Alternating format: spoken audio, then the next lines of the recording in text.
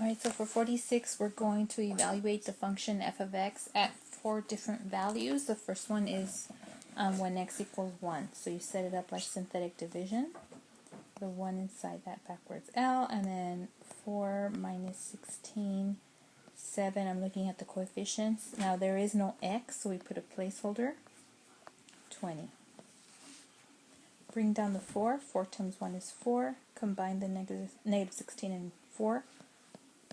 12 times 1 is negative 12. This gives you negative 5.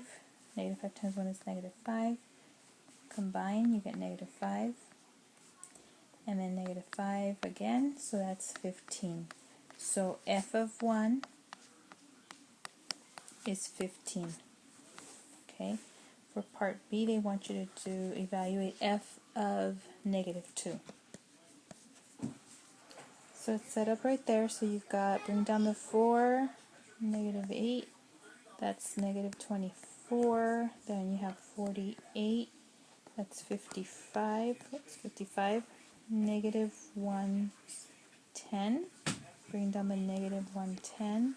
So that gives you positive 220 plus 20, that's 240. So f of negative 2 is 240. Okay, so bring down the 4. 4 times 5 is 20. Combine these two, you get 4. 5 times 4 is 20. Combine these two, you get 27. 27 times 5 is 135. Combine those two, you get 135. And then 5 times 135 is, let's see, 25. Carry the 115, 17. 775 plus 20 is 795. So f of 5 is 795. Okay, so you evaluating for f of negative 10. So you bring down the 4. You multiply negative 40. You combine, you get negative 56. You multiply, you get 560. You add, you get 567. You multiply, you get negative, oops, I might not have enough room, 5,670. So that's negative 5,670. You multiply, you get 56,700 plus 20, that gives you 56,720.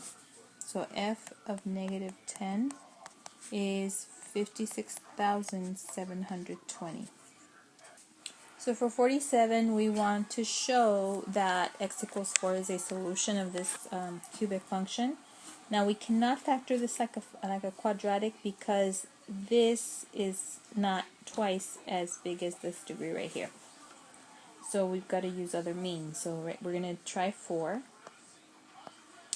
There is no square, so I put a placeholder. And then bring down the 1. 4 plus 0, 4. 16, that gives you 3. 3 times 4 is 12, and you get 0. So it is a 0. Okay, so now what this means is that I have x squared plus 4x plus 3, which factors to x plus 1 times x plus 3. Okay, and then we had the one from the 4, which is x minus 4. So this is the complete factorization. And then the zeros would be negative 1, negative 3, and 4. Alright, so number 48 is just like 47. We're going to test out negative 6 as a 0. There is no square, so we put a 0. And then, so you bring down the 1. 1 times negative 6, negative 6. Combine, you get negative 6. Negative 6 times negative 6 is 36. Combine, you get 5. 5 times negative 6 is negative 30, and so you get 0. So yes, it's a 0. And then this is x squared minus 6x plus 5. So this one factors x minus 5, x minus 1.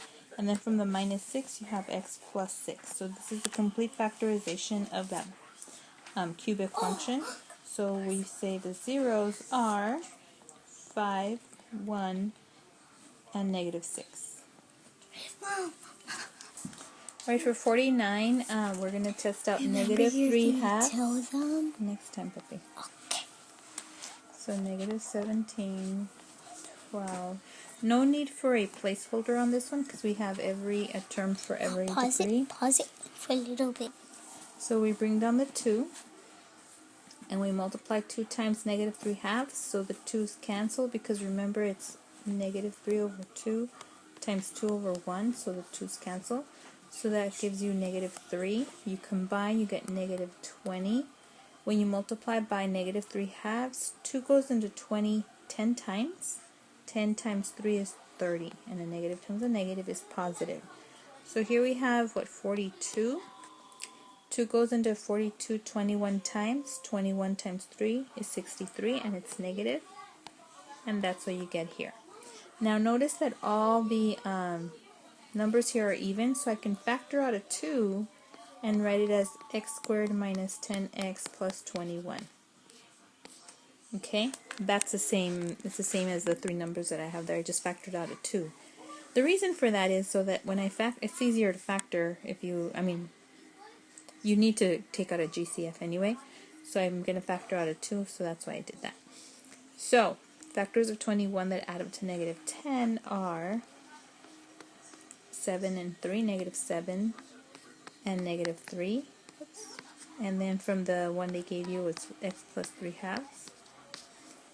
So the zeros are 7, 3, and negative 3 halves. Alright, so for 51, we're trying out the 0 radical 3.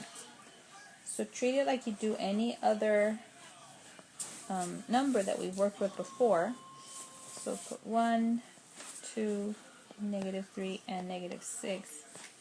Bring down the 1. 1 times radical 3 is radical 3. Now we're going to combine the 2 and the radical 3, so that gives us 2 plus radical 3. So I'm going to put parentheses to kind of separate from the other ones. And so now I multiply radical 3 times 2 radical 3, so that's going to give me 2 radical 3 plus square root of 3 times square root of 3 is 3. So now when I combine these two, the negative 3 with the 2 radical 3 plus 3, so when I combine these two right here, the 3's eliminate because that's 0. So that's 2 radical 3. And so 2 radical 3 times radical 3 is 2 radical 9, which is 2 times 3, which is 6. So there's your factor. I mean, that's it. So you prove that it is a 0. So now what we have left is x squared plus 2 plus radical 3x plus 2 radical 3 as your constant, right? So you know that we're looking for factors of 2 radical 3 that add up to 2 plus radical 3. Notice how I've got the 2 and I've got the radical 3. Here I have the 2 and the radical 3, and they're added together, and here they're multiplied together. So what that tells us is that one is x plus 2, the other one is x plus radical 3. When you multiply these together, you get 2 radical 3. When you add these together, you get 2 plus radical 3. Okay, and then don't forget the one that we started with, x minus radical 3, like that. So the zeros are negative 2 and plus or minus radical 3. And if you remember from integrated 3 or algebra 2, radicals always come in pairs, in composite pairs. So if there's a plus radical 3, there has to be a minus radical 3. Just the same thing with imaginary numbers, but radicals and imaginaries always come in pairs. Okay, so first off, we're going to verify that x plus 3 is in fact a factor of that polynomial. So we do that by using synthetic division. So 3, 2, negative 19, and 6. Bring down the 3, you get 3 times negative 3, negative 9. We combine, we multiply, and get 21, and then we get 2 here when you combine, and then 2 times negative 3, negative 6. So yes, this is a factor. So now we're left with a quadratic. 3x squared minus 7x plus 2. We want to factor it, so we multiply 6 x squared to get that. And factors of 6 that add up to negative 7 are negative 6x and negative x. So I usually use the little 2 by 2. I just put in the coefficients. So 3 because that's my 3x squared term. Negative 6 because that's one of my x's. Negative 1 because that's my other x. What did you say to me? And then 2. So greatest common factor of these two right here is 3. 1 times 3 is 3. Negative 2 times 3 is negative 6. And then 1 times negative 1 is negative 1. And you always check whether this times this gives you this number, and it does. So what this means is that my two factors, besides x plus 3, my remaining factors are, let me just write it out right here. So this is going to be x plus 3 that was given to you, and it worked. Then 3x minus 1, and then x minus 2. So that's part C.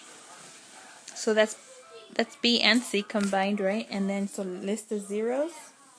So the zeros are negative 3, 1/3, and 2. Okay, for 55, we have a fourth degree polynomial, and they gave you two possible factors.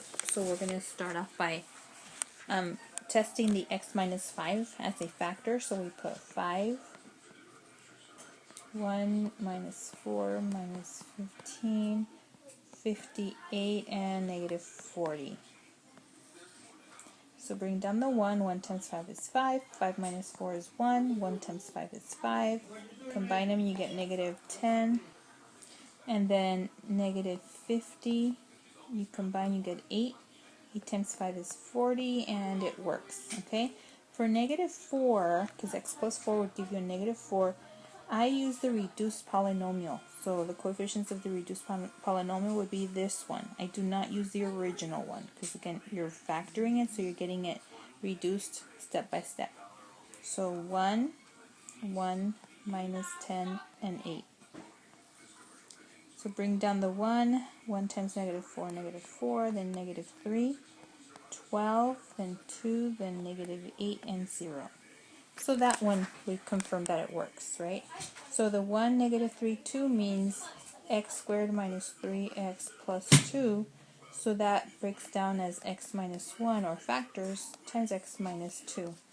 So the complete factorization of this polynomial would be x minus 5 times the quantity of x plus 4 times the quantity of x minus 1 times the quantity of x minus 2. So the zeros are 5, whoops, that's going to be 5. 5, negative 4, 1, and 2. Alright, so